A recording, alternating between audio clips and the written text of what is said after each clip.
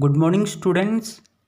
Result से related एक breaking news आ रही है कि GNDU इवन सेमेस्टर एग्ज़ाम्स का रिज़ल्ट आ गया है।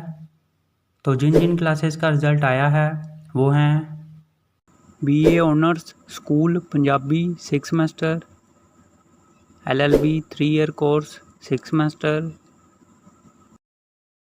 MSc computational statistics and data analysis 2 year program 2nd semester, MSc applied chemistry pharmaceuticals 4th semester.